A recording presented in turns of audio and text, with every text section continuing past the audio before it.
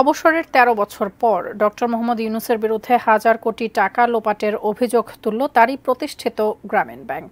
প্রতিষ্ঠানটির প্রধান আইন উপদেষ্টা আজ এক সংবাদ সম্মেলনে জানিয়েছেন, ক্ষমতার অপব্যবহার করে নিজ পরিবারকে সুবিধা দিয়েছেন ডক্টর ইউনূস। এদিকে ডক্টর ইউনূসের আইনজীবী বলেছেন, একটি বিশেষ গোষ্ঠী ডক্টর ইউনূসের অর্জন, অবস্থান এবং সুনাম সহ্য করতে না পেরে তার বিরুদ্ধে বিভ্রান্তিকর তথ্য ছড়াচ্ছে। গত রবিবার ডক্টর মোহাম্মদ ইউনূস মন্তব্য করেছিলেন, মহাকাব্যে যেমন দেবদেবীরা অভিশাপ দেয়, ঠিক তেমনি কোনো অভিশাপে দুর্নীতি দমন কমিশনের মামলায় হাজির হতে হচ্ছে তাকে। এজলাস কক্ষে আসামিদের জন্য তৈরি করা লোহার খাঁচায় দাঁড়ানোর এই অভিজ্ঞতাকে অভিশপ্ত জীবনের অংশ হিসেবেও বর্ণনা করেন তিনি। মহাকাব্যে কিছু দেবদেবী থাকে, তারা অভিশাপ দেয় এবং যাদের উপর অভিশাপ দেয় তারা অভিশপ্ত জীবন যাপন করে। আমিও মনে হয় এরকম কোনো মহাকাব্যের অংশ হয়ে গেছি, কোনো দেবদেবী আমার উপর অসন্তুষ্ট হয়েছে, আমার উপর অভিশাপ করেছে, যে অভিশাপের কারণে আমরা এখানে আজকে দুর্নীতি দমন কমিশনে হাজির হয়েছি।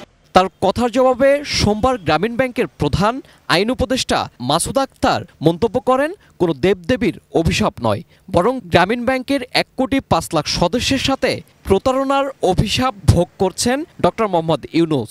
সুপ্রিম কোর্টের অ্যানেক্স ভবনের সামনে তিনি আরও অভিযোগ করেন, গ্রামীণ ব্যাংকের সৃষ্টি নিয়ে বিভ্রান্তিকর বক্তব্য দিয়েছেন ডক্টর ইউনূস।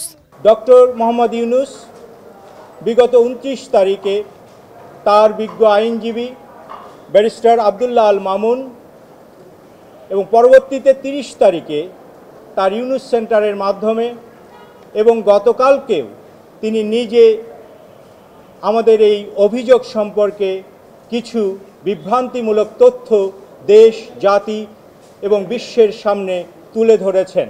এদিকে পাল্টা বক্তব্যে ডক্টর ইউনূসের আইনজীবী আব্দুল্লাহ আল মামুন ডক্টর ইউনূসের বিরুদ্ধে উত্থাপিত অভিযোগ অস্বীকার করেন। বাবার আগে ছেলের জন্ম হয়েছে, অর্থাৎ গ্রামীণ ব্যাংক ইউনূসকে জন্ম দিয়েছে, ইউনূস সাহেব কিছু না।